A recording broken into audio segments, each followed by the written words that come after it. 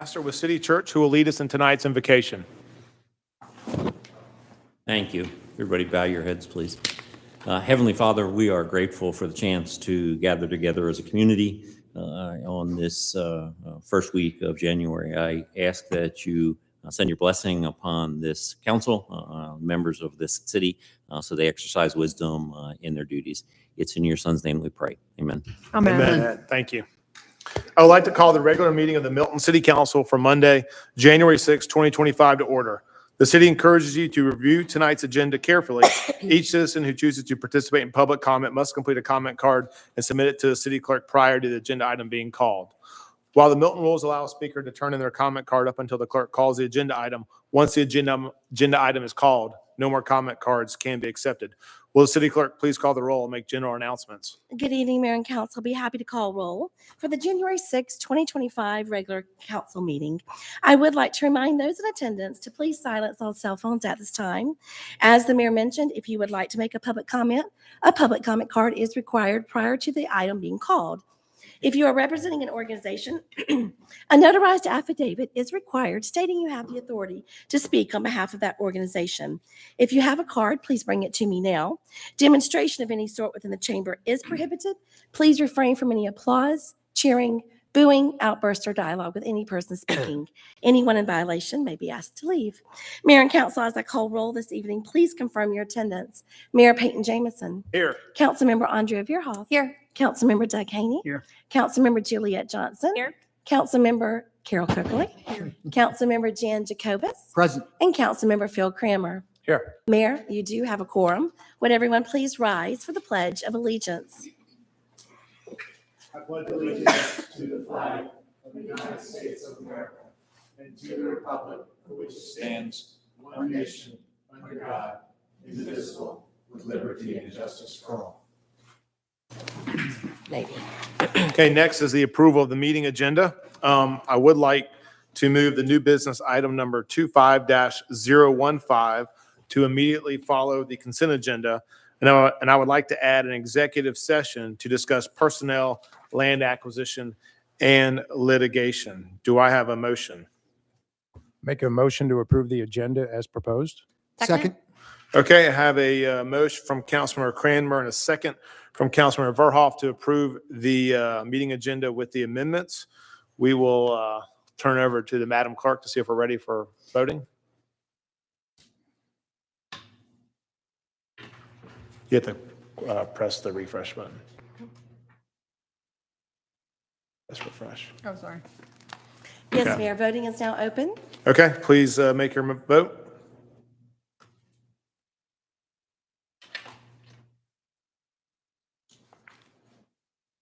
There we go. Okay, that motion carries unanimously. Thank you, Mayor. Okay, next is public comment. Do we have public comment? We do, Mayor. Okay, general public comment is a time for citizens to share information with the mayor and the city council and to provide input and opinions on any matter that is not scheduled for its own public hearing during today's meeting. Please remember, this is not a time to engage the mayor or members of the city council in conversation. When your name is called, please come forward and speak into a microphone stating your name, address, and organization, if applicable, for the record. Will you please call the first public comment? Yes, sir. We have one that I will read into the record, and the one, its person is here.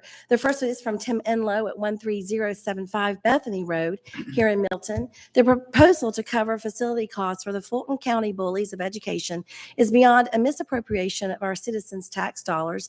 And for that matter, how do we even afford such, considering the $35 million lawsuit lost on the winery and the winery lawsuit pending? To be clear, the Board of Education gets over 80% of our property tax. They pay nothing towards roads, parks, fire, and police. They also receive millions in sponsor dollars. Or donations, my apologies. And if we can toss out cash so easily to such a bully, curious why no one proposed diverting funds to horse infrastructure, especially being an equestrian community. Oh, that's right. There's no equestrian infrastructure. For God's sakes, drop the freaking horse logo and replace it with a Joker's mask. How about channeling these monies to fire and police so that the open road neighborhood resident can check their mail without putting their lives at risk? How about more officers to actually have speed limits enforced? Maybe pay our fire and police what they truly deserve. If anything, this horrible idea should go referendum, giving such a decision to the taxpayers. Enough already. I would then like to invite John Lunsted to the podium, please.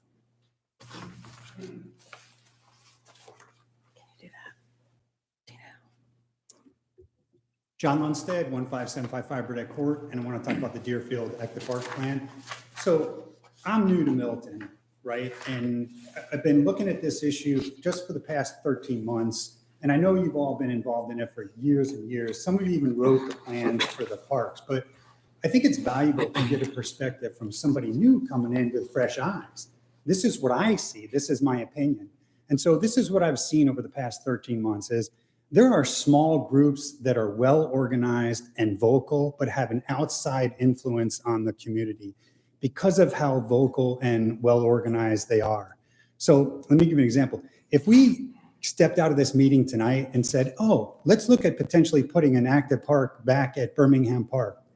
One of you would make one phone call tonight, and by noon tomorrow, all 200 horse farms would be organized, would be informed, would be lined up outside the door to go against it. There's nothing wrong with that. I'm not saying we should do that to Birmingham Park, but I'm just giving you an example about how there are certain groups in the community that are organized and vocal. But is that the right thing for the community? It's very, very hard. I've found it very challenging over the past 13 months to try to organize the teams like lacrosse, soccer, football that use the rectangles because they're different ages, they're different groups, they're different abilities. Sometimes we even fight amongst each other. I was involved in a conflict a few months ago with a football team because there was just a conflict on scheduling. So that's just a harder group to organize and to push forward on what our priorities are. So what's interesting is I was looking at the 2027 Parks Master Plan. And I know you all know these details inside and out. Some even wrote it and worked on it. But I thought it was interesting reading through and saying, we need to balance the desire for keeping it the same, meaning Birmingham Park, with the need for active recreation facilities. The anti-development contingency is well organized. But what I didn't hear is they're right or they have a good idea. All it says is they're well organized, right? So we're having groups of well organized and vocal people push their agenda and push what they want. Maybe sometimes it's right, but maybe sometimes it isn't. And we're not hearing from other groups who have a vested interest in active parks in the community. So over the past 13 months, I've talked about 30, 35 different families that all have kids playing sports. And zero know any specific details about what's happening with Deerfield, what happened with Hopewell. They may have heard a little bit about it, but really they don't know any details. But 100% of them said in the past couple of years they've had an issue with conflict on a field or scheduling on a field. And 100% say they just expect the city to do the right thing and to build more fields. That's it, right? So what I'm trying to do is inform as many of these families as possible and let them know what's going on. And I know over the next couple of months, Tom is scheduling some public viewing sessions, public opinion sessions. I'm going to try to get them out there, try to get these parents out there. Hey, this is what we want. This is what we need. It's very difficult, right? But I just keep pushing it, right? We need to take a look at this. And what we need are the priorities for the community. So over the last few months, when we've looked at the iterations and people have made comments about, oh, maybe pickleball, maybe basketball, maybe tennis. We don't need that as a priority in our parks. We have that in other places. So I want to show you, of course, I have a visual aid. You know, I love these things here. And I know you can't see it too well, but this is a pickleball court. This is an official sized, full-blown pickleball court in the Venetian Casino in Las Vegas. I was at an Oracle conference a couple months ago, took this picture. What I'm trying to show you is these other things like pickleball, tennis, basketball, we can put them in other places. We can do other things. One with it. minute. We can put them in a parking lot. We can put them at the Milton City tennis courts, other things. You cannot put a lacrosse field inside a casino. So when we look at these 23 precious acres, right, that we have to build, that's hopefully going to help us over the next few years, we got to focus on the priorities, and that's rectangles and triangles, right? And try to put as much as possible. So again, that's what I'm trying to do. I know we have a design company, Lowe's Design, I think it's called, and they've designed a lot of parks. So I'm going to attend as many of these public sessions as possible, try to get as many of these families out there that have kids that they're transporting back and forth to these fields. Hey, here's what we need. Here's the priorities are. Let's focus on these and get it done as fast as possible. Thank you. Thank you. Thank you. Mayor, that concludes general public comment. Okay, we'll now move on to consent agenda. Will city clerk sound the items? Mayor, that first item is approval of the December 16th, 2024 regular city council meeting minutes, agenda item number 25002. Next is approval of the financial statements and investment report for the period ending November 30th, 2024. It's agenda item number 25003. Next, we have an approval of a change order number 3 to the goods and services purchase contract between the City of Milton and Utility Associates for the in-car body-worn and interview room cameras for transfer of historical digital data to new provider. It's agenda item number 25004. Our next item is approval of a construction services agreement between the City of Milton and Gracie Gray Contractors, Inc. for guardrail repair services at multiple locations in the city. Agenda item number 25005. Next is approval of a services agreement between the City of Milton and Max Air Mechanical LLC for on-call plumbing services. Agenda item number 25006. Next is approval of an intergovernmental agreement between the City of Roswell and the City of Milton regarding a cross-jurisdictional road improvement project for Ebenezer Road resurfacing. It's agenda item number 25007. Our next item is approval of a construction services agreement between the City of Milton and Enviro Masters, Inc. for asbestos remediation services for the structures located at 2545 Bethany Bend and 990 Lackey Road. Agenda item number 25008. Our next item is approval of a services agreement between the City of Milton and Rapid Scale, Inc. to provide an assessment and migration plan of on-premise server environment to the Microsoft Azure Government Cloud. Agenda item number 25009. Next is approval of a services agreement with Stevens Gymnasium to provide basketball court refinishing at Mill Springs Academy, Northwestern Middle School, and Hopewell Middle School. Agenda item number 25010. Next is approval of a services agreement between the City of Milton and All Termite and Pest Control LLC, it's doing business as All Exterminating, for pest, termite, and rodent control services. Agenda item number 25011. Our final consent item is approval of subdivision plats and revisions. The name of the development is Brayburn Park at 12780 Lacoma Trace. It's a minor plat to identify tracts for proposed land donation of open space and right-of-way to the City of Milton. It's a total of 0.44 acres and a density of 4.5 lots per acre. Mayor Jameson? Thank you. Do we have a motion on the agenda, the consent agenda? Go ahead. I'd like to make a motion to approve the consent agenda as read. Second? Okay, I have a motion from Councilmember Cranmer and a second from Councilmember Haney to approve the consent agenda as read. Voting is open. Okay, voting's open.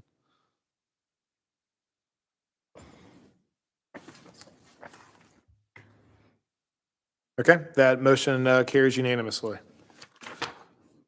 Thank you, Mayor. Okay, we will now move on to new business. Will the city clerk please sound the item? Mayor, my apologies, that might be a mess up. It's going to be on to reports and presentation. Yes? No, we're going to do the design review board. Oh, I'm sorry. Yes, you're right. You're good. You are right, Mayor. That is going to be a consideration of a resolution appointing or reappointing members to the City of Milton Design Review Board by appointing a board member for District 3, Post 1. It's agenda item number 25015. Thank you. I will turn this over to Councilmember Jacobus. Thank you. I would like to nominate Ralph David to serve as a member of the Design Review Board. Ralph is a dedicated professional with a strong background in engineering and site development, which would make him a valuable asset to the Design Review Board. A graduate of Virginia Tech with a degree in civil engineering, Ralph is owner of the Graydon Engineering, an engineering firm that specializes in both residential and commercial site development. His hands-on experience in managing and overseeing development projects has provided him with a keen understanding of the technical and aesthetic considerations that shape and build this environment. This makes him exceptionally well qualified to contribute to the Design Review Board's mission of ensuring thoughtful, well-designed growth in our community. In addition to his professional expertise, Ralph has lived in our city for the past 7 years.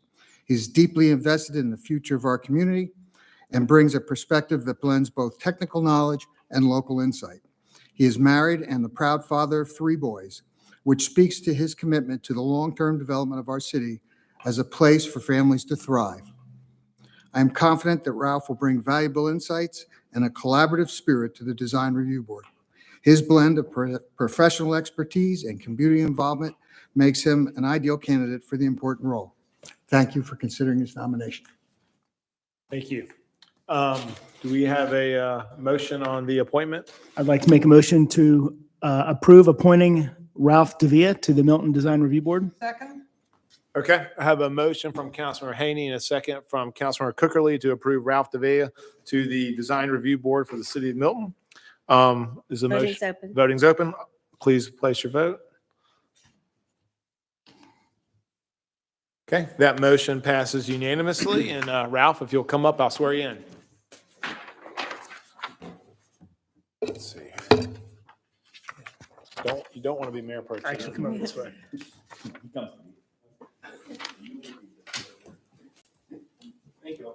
Thank you. Congratulations. Thank Come you. on.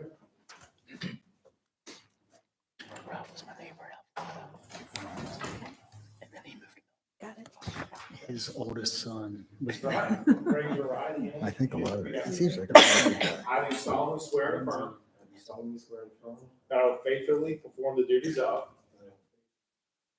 the Design Review Board of the city. That I will support and defend the charter thereof, as well as the Constitution, laws of the state of Georgia, and of the United States of America. Congratulations. Going down there?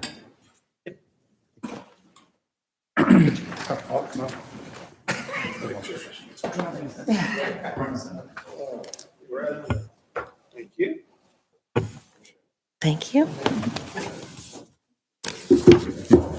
Okay, let's see.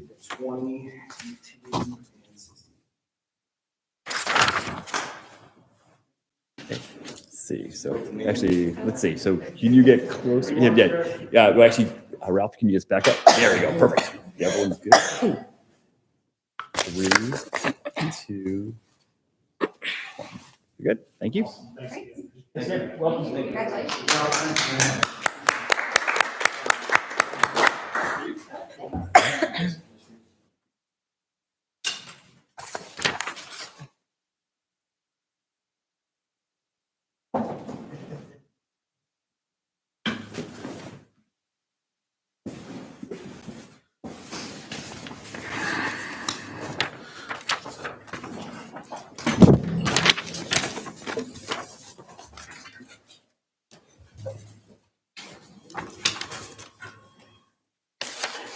Okay, we'll now move on to reports and presentation. Will the city clerk please sound the item? Mayor, that item is presentation regarding amicus briefing in the Chang versus City of Milton appeal.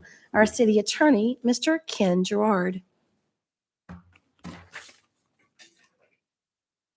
Good evening, Mr. Mayor, members of the council. My name is Ken Gerard. I know I usually present from there, but I thought on this evening that I would present from the podium and give you an overview of some significant events in the Chang versus City of Milton litigation. I know I don't have to tell this council or even those in the viewing gallery about the Chang case. I will provide just a couple of brief historical facts just to sort of get us oriented with what we're talking about. And then I want to go into some exceptional things that have occurred. And I know that the council is interested in hearing this, but even more important, I think they are interested in their citizens hearing about this as well. So let me begin by going back in time a little bit.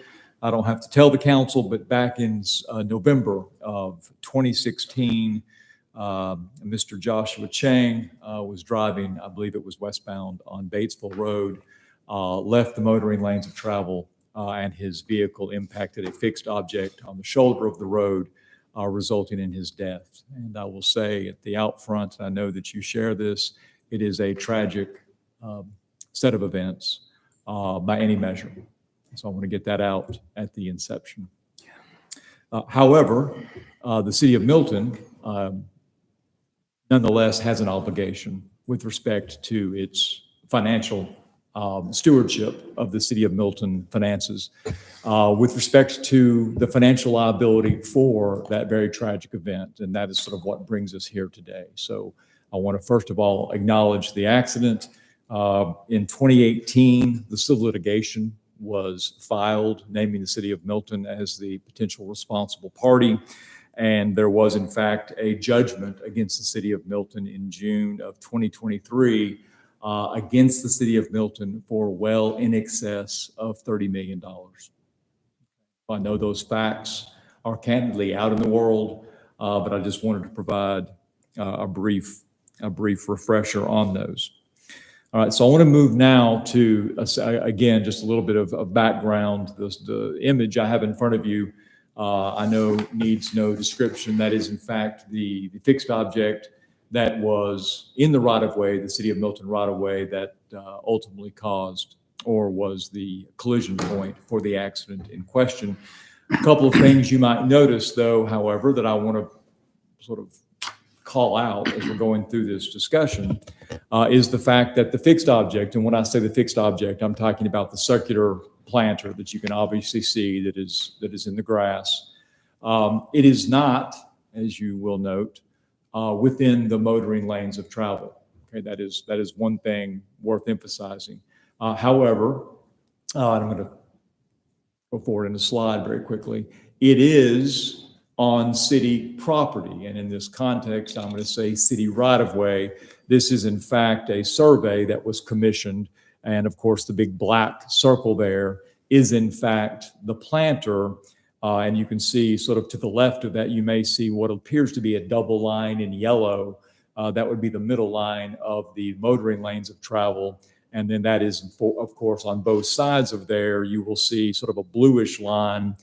You may see a descriptor a little bit further down to the south called edge of asphalt. And if you can see that, of course, marks the edge of the asphalt. So clearly, the planter is on the city property vis-a-vis the shoulder of the road, but it is not within the motoring lanes of travel. The question, of course, was liability, and as I've already mentioned to you, a Fulton County jury did find against the city of Milton. And of course, that was appealed. We'll get to that in just a moment.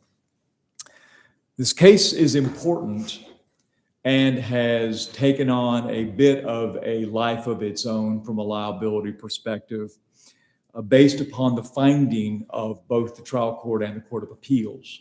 And that is, in fact, the finding that the city of Milton could be financially responsible for this, I'm going to call it, I don't agree with this, but I'm going to call it this defect in the shoulder that I believe the Court of Appeals or the trial court would suggest made our motoring lanes of travel more dangerous.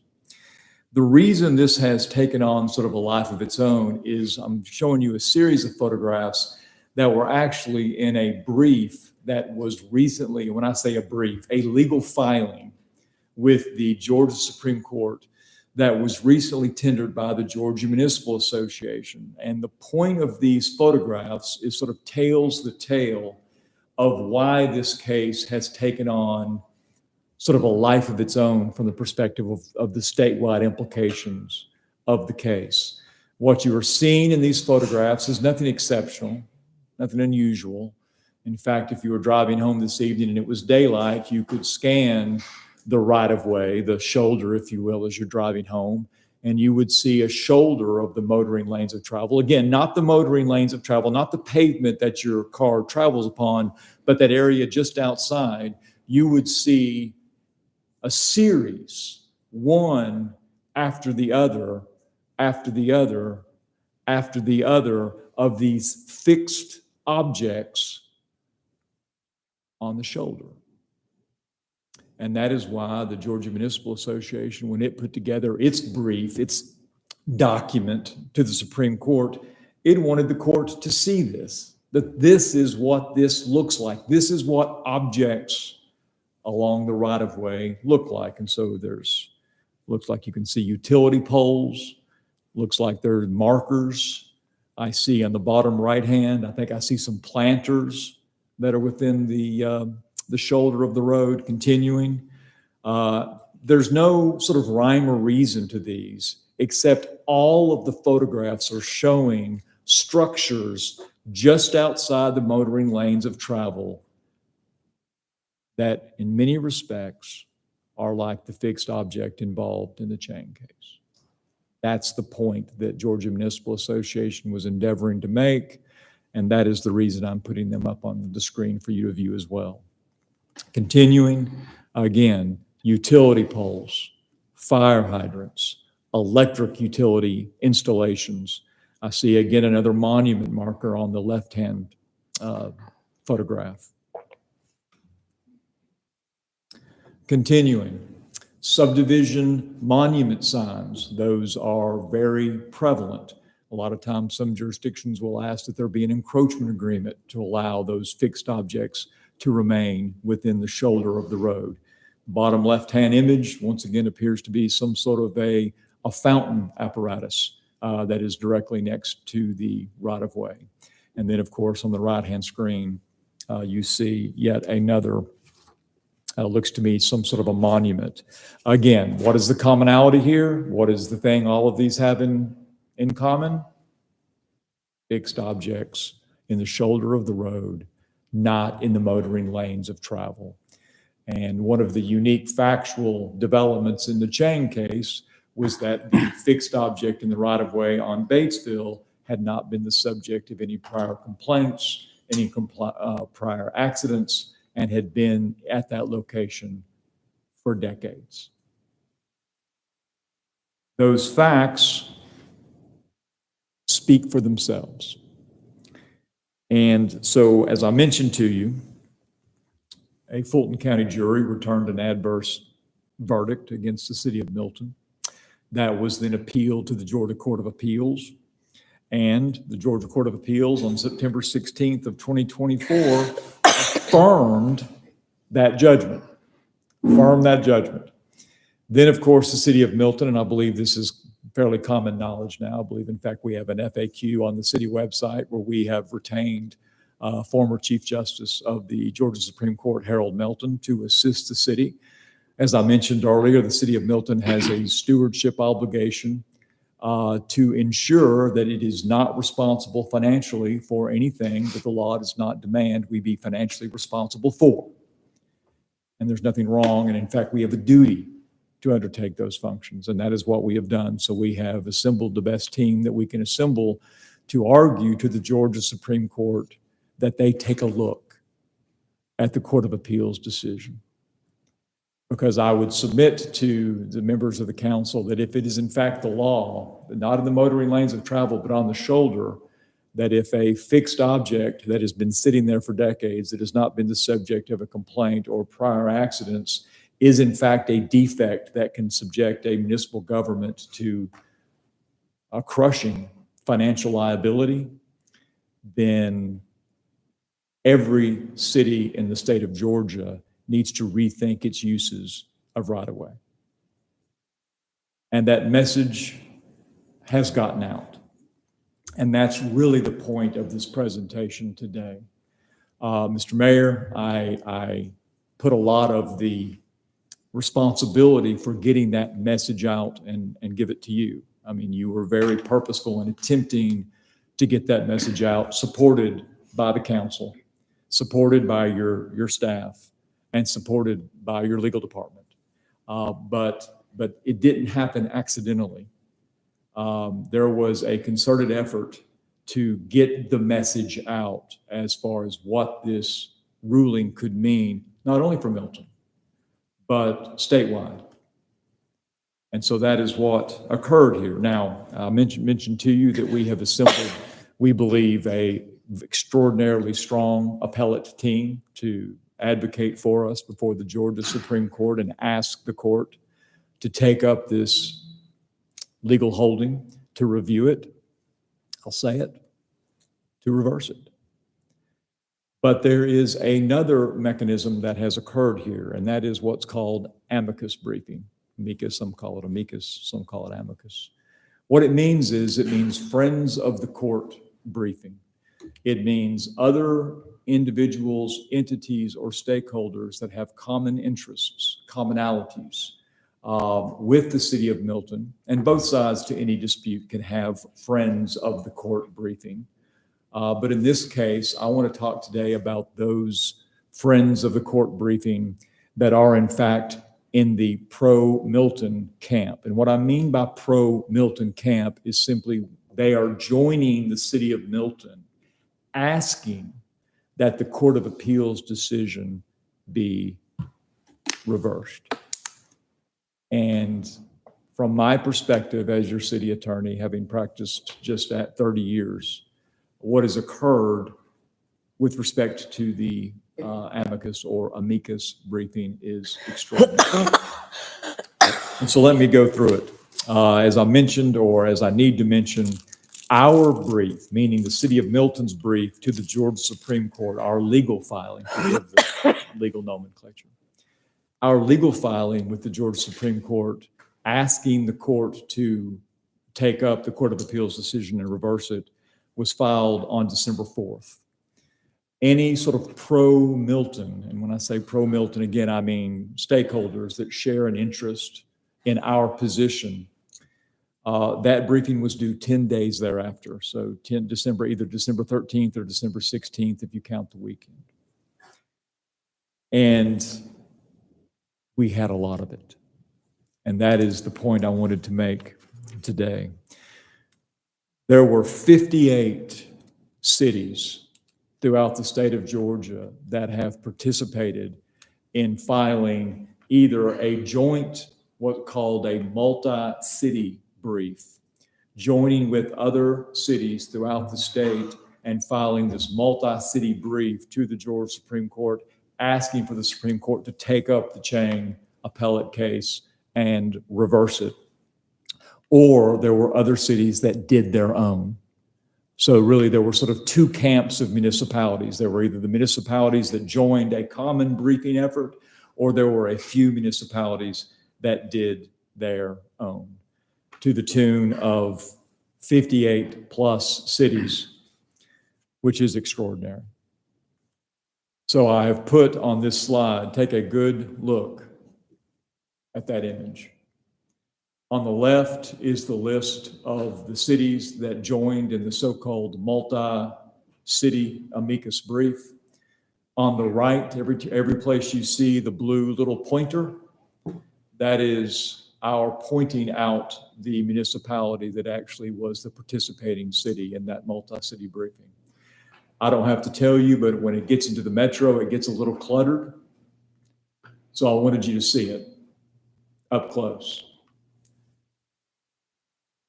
Speaking for myself, I litigate in front of the appellate courts from time to time. I have never seen anything quite like it. These jurisdictions, I'm going back, are urban. They're rural. Some of them I would consider from a financial perspective to be rich. Some of them from a financial perspective I would suggest are less rich. The commonality is they are all municipalized governments and they all have right-of-way. That was the common factor that has caused all of these cities to participate in asking that the Chang appellate decision be reviewed by the Supreme Court and reversed. And again, I'll say it again, I do view this city, its leadership, its mayor, its city manager as instrumental in getting the message out. I'm going to skip over this, although anybody who wants to review the presentation will have a right to it, but it is in fact the statement of common interest of those in the multi-city amicus curiae brief. I'll read just the first bit of it. The multi-city group constitutes a diverse cross-section of Georgia cities from a population, location, demographic, financial, and infrastructure perspective. This diversity of interest is warranted and unprecedented. It is no accident that cities as varied as Alpharetta, Tybee Island, Statesboro, LaGrange, St. Mary's, and Sandy Springs have joined this amicus briefing. Didn't stop there. The word got out. The message got out. Georgia Municipal Association. I don't have to tell you what GMA for short is, but the Georgia Municipal Association is that entity that is effectively the lobbying arm, the advocacy arm for cities at the General Assembly and elsewhere. They joined and filed their own amicus brief. I showed you photographs from their amicus brief. The International Municipal Lawyers Association, let me say it again, the International Municipal Lawyers Association filed an amicus brief supporting the city of Milton's position to the Georgia Supreme Court. Additionally, one of your sister cities, Johns Creek, filed their own independent amicus brief. So I'm not counting them in the multi-city amicus briefing. City of Johns Creek filed, largest municipality in the state, City of Atlanta, filed their own brief in support of the city of Milton's position, and Peachtree Corners did as well. And again, the word got out. And that's why you see this groundswell of support. Didn't stop there. I'll ask you a question. Don't look at the slide. I'm going to ask you a pop quiz. What are entities that have fixed structures in municipal right-of-way? Power companies. Power companies, utilities. And they got the message as well. Why? Because thanks to the effort of the city, the word got out. And so we have amicus briefing now by the Georgia Electric Membership Corporation and Georgia Power. All of both of those entities filed briefing supporting the city of Milton's position to the Georgia Supreme Court. Unprecedented. So here we go. All of the cities, I'm not talking about the utilities right now, all of the cities, this would include both those that joined the multi-city amicus briefing as well as those that filed independent amicus briefs. There they are, and there are the populations that those jurisdictions call citizens, call residents. All told, the number of represented citizens or residents of the city of Milton that are represented by those municipal governments is over 2.5 million individuals are represented in the city's pro-amicus briefing. Altogether, a total of 61 cities representing approximately 2.5 million citizens, or roughly a quarter of the state's population, participated in advocating for the pro-city arguments to the Georgia Supreme Court, asking the Supreme Court to take a look at the Chang appellate decision, review it, and ultimately reverse it. It is extraordinary. I hope that the court, when it reviews just the sheer numbers, the sheer interest, the sheer concern, will believe that this issue is one of such gravity that they will, in fact, take up the case and review it. That remains to be seen. That is for the Supreme Court to consider. But I just want you to know, the City Council, that through the efforts of the individuals I've already identified, on behalf of your citizens, everything that could be done has been done. That's my presentation. Do you have any questions? Any questions for Ken? I do. Mr. Gerard, this is an issue that's been litigated many times before all over the country. Would you expand a little bit on previous situations in Georgia and why we were very deliberate in our approach to this and very shocked? And I think the magnitude, I'll editorialize here for a moment, but the magnitude of the response is the shock and awe that reverberated throughout Georgia, because there have been cases that were litigated ad nauseum on this subject, and the municipalities prevailed. So would you?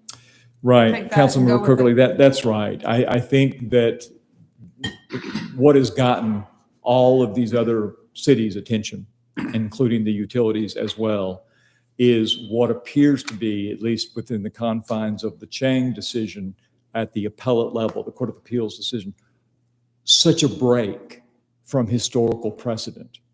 Typically, where the cases have landed, reviewing situations like this is not the first time an accident has occurred where there has been something along the shoulder. But typically where the appellate courts have come down is they have said this: look, the city does in fact have an obligation to ensure that its streets are free from defects. And to the extent that there are things on the shoulder, those things also can't cause problems in the motoring lanes of travel. Okay, so that has been the historical precedent. Where this Court of Appeals decision deviated was that it said, look, this wasn't a defect in the motoring lanes of travel. We saw the picture, right? Can I go back? If I may, very quickly. I can't go back. I can't go back. Good. All right, hold on. I want to go back. Here we go. There was no defect. The obstruction is not in the motoring lanes of travel. We can agree on that. Now, the pre-Chang precedent said, okay, but something could be outside the motoring lanes of travel, but it could still cause a problem in the motoring lanes of travel. The evidence here is that it didn't cause that either. It had been there for decades, no prior collisions, no prior complaints. And so, Councilmember Crookley, that's the distinction, is that the Chang appellate decision said something that has been sitting, a benign object that has been sitting on the shoulder for decades, never the subject of a complaint, never the subject of an accident, that is suddenly an accident occurs with it, suddenly that becomes a defect out of thin air. That is what got everyone's attention, because that was the break. So what you're telling me is that despite the fact that the vehicle left the road, the penalty was because theoretically the planner left the right of way. Right. That's right. All right. And so again, as we went through all of our slides, you can see, as you see here, why a power utility company would suddenly be concerned. You can see why other municipalities would suddenly be extraordinarily concerned. And that was why this case took on a life of its own, and that's why the word quickly got out. Thank you very much. Any other questions for Ken? No? Thank you, Ken. Thanks, guys. Appreciate it. Thank you, Ken. Thank you very much. Okay, we'll now move on to the first presentation. Will City Clerk please sound the item?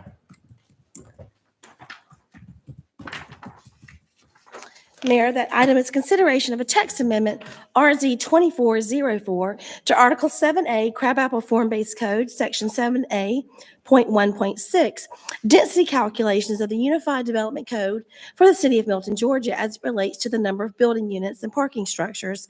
It's agenda item number 25013. Thank you. Do I have a motion on the first presentation item? Make a motion to approve agenda item number 25-013. Second? Okay, I have a motion from Councilmember Verhoff, a second from Councilmember Johnson to approve the first presentation item. Is Voting's open. Voting's open. All in favor, just kind of gotta get out of that. Taking away your lines. We don't need you anymore. I'm waiting on Haney over there. Councilmember Haney. There we go. All right, that motion carries unanimously. Okay, there are no public hearing, no zoning agenda, and no unfinished business. We will now move on to new business. Will City Clerk please sound the item? That first item of new business is selection of the Mayor Pro Tem for 2025. It's agenda item number 25014. Thank you. I will open it up for a council nomination. Mr. Mayor, I'd like to make a nomination, please. I believe it's an honor and a pleasure and a privilege to serve as your backup, and I've certainly enjoyed it. But I also want to share the love, and I very much admire this gentleman to my left, and I think he would do an excellent job. If you don't know a lot about Jan, I'm speaking to the folks out there that may be listening. He endeavors very hard on everyone's behalf, is very extremely dedicated in our Deerfield redevelopment, along with this other wonderful gentleman over here, Mr. Cranmer. So on behalf of myself and you, I'd like to nominate Councilmember Jacobus. Okay. Second that. Okay. So I have a motion from Councilmember Cookerly and a second from Councilmember Cranmer to nominate Councilmember Jan Jacobus as Mayor Pro Tem. Let me know when that's open It's for a open. motion. I would like to say thank you, Councilmember Cookerly, for the last 2 years. I appreciate it. And condolences, Jan, on the upcoming year.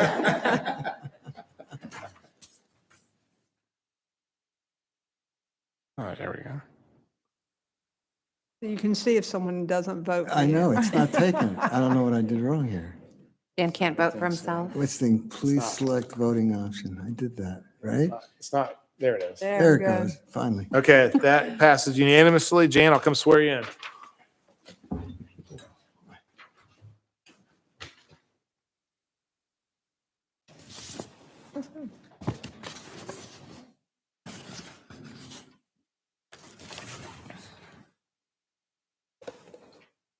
Right hand and repeat after me.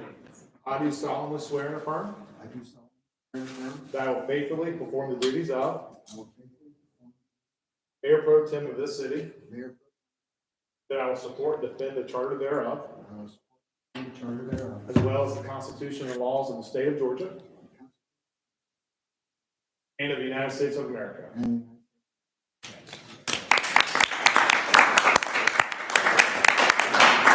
and Jen. Could you rate it like? Yeah. Can we get a Come down for picture? a picture. Photo op. Right there. Lefty. Go ahead. Thank you. Congrats.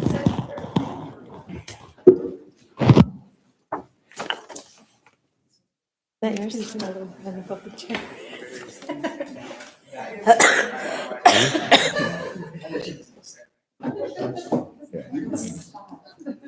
Ready?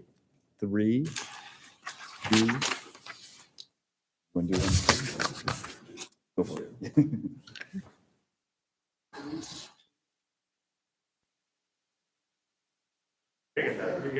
Thanks.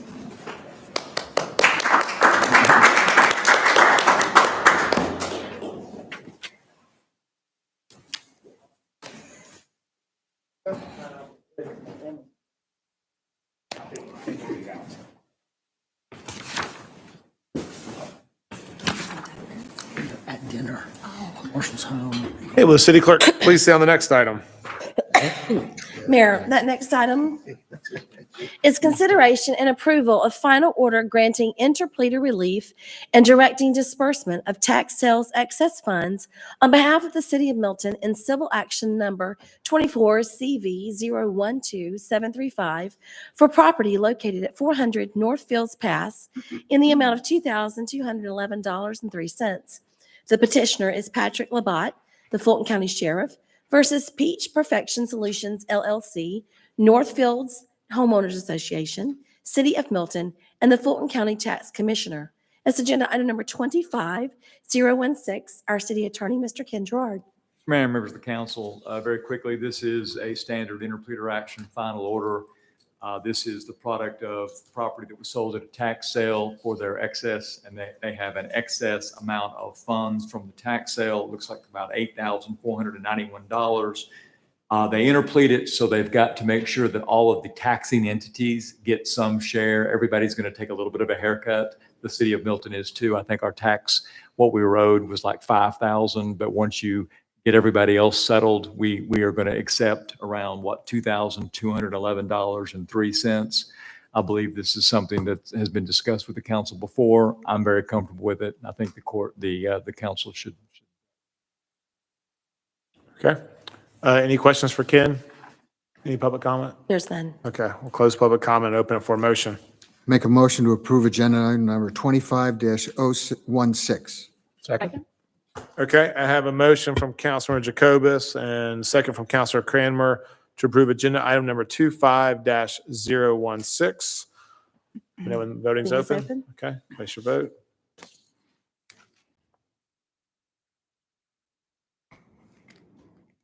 It's not me, I promise, Tammy. It happened to me. I think Well, it's good, we're almost there. We're almost there.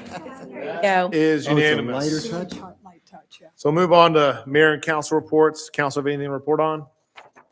All right, hearing none. I do not as well have nothing to report on, so we'll move on to executive session. Do I have a motion to adjourn an executive session to discuss personnel, land acquisition, and potential litigation?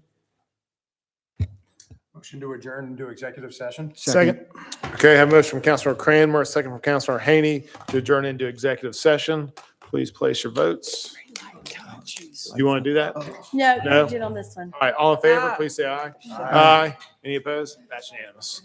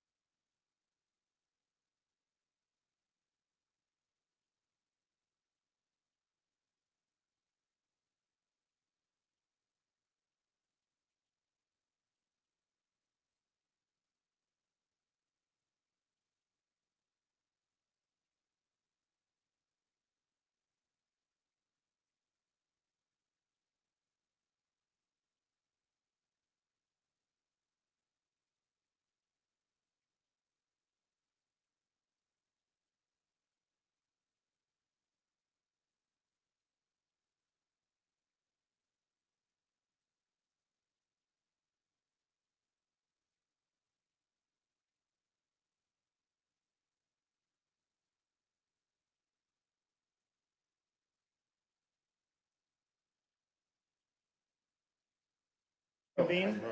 Second. All in favor? Aye. Can I get a motion to adjourn, anybody? Motion to adjourn. Second. All in favor? Aye.